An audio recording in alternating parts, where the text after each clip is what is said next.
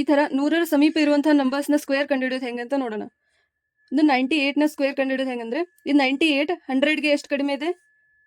100 minus 2. 100 minus 2 ಮಾಡಿದ್ರೆ 98 ಬರುತ್ತೆ. So ನಾವು ಈ 98 ಅಲ್ಲಿ ಮೈನಸ್ 2 ಮಾಡಬೇಕು, ಅದು ಬರುತ್ತೆ 96. ಫಸ್ಟ್ 96 ಅಂತ ಬರೀತೀವಿ. ಆಮೇಲೆ ನಾವಿಲ್ಲಿ 2ನ ಇದ್ರಾಗ ಸಬ್ಸ್ಟ್ರಾಕ್ಟ್ ಮಾಡಿದೀವಿ. ಸೊ ಈ 2ದೇ ನಾವು ಸ್ಕ್ವೇರ್ ಮಾಡಬೇಕು. 2 ಸ್ಕ್ವೇರ್ ಇಸ್ 4, 04 ಅಂತ ಇಡಬೇಕು. 2 ಡಿಜಿಟಲ್ ಇದ್ರೆ 04 ಅಂತ ಇಡಬೇಕು. ನೆಕ್ಸ್ಟ್ 89 100ಗೆ ಎಷ್ಟು ಕಡಿಮೆ ಇದೆ? 100 ಮೈನಸ್ 11 ಅಂದ್ರೆ ಈ 89 ಅಲ್ಲಿ ನಾವು 11 ಮೈನಸ್ ಮಾಡಬೇಕು. 11 ಮೈನಸ್ ಮಾಡಿದ್ರೆ ಎಷ್ಟಾಗುತ್ತೆ? 78. ಫಸ್ಟ್ 2 ಡಿಜಿಟ್ ನಮ್ದು 78 ಬಂತು. ನೆಕ್ಸ್ಟ್ ನಾವು 11ನ ಸ್ಕ್ವೇರ್ ಮಾಡಬೇಕು. 11 ಸ್ಕ್ವೇರ್ ಅಂದ್ರೆ ಎಷ್ಟು? 121.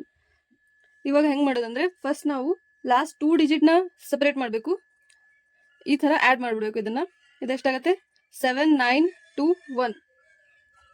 ಸೊ 89 ಸ್ಕ್ವೇರ್ ಆನ್ಸರ್ ಇದಾಗುತ್ತೆ 114 ಸ್ಕ್ವೇರ್. ಇದು 100ಗೆ ಎಷ್ಟು ಜಾಸ್ತಿ ಇದೆ?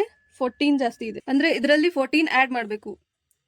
4 4 8 128, 128 ಅಂತ ಬರ್ಕೋತೀವಿ. ನೆಕ್ಸ್ಟ್ 14ನ ಸ್ಕ್ವೇರ್ ಮಾಡಬೇಕು. 14 ಸ್ಕ್ವೇರ್ ಅಂದ್ರೆ 196.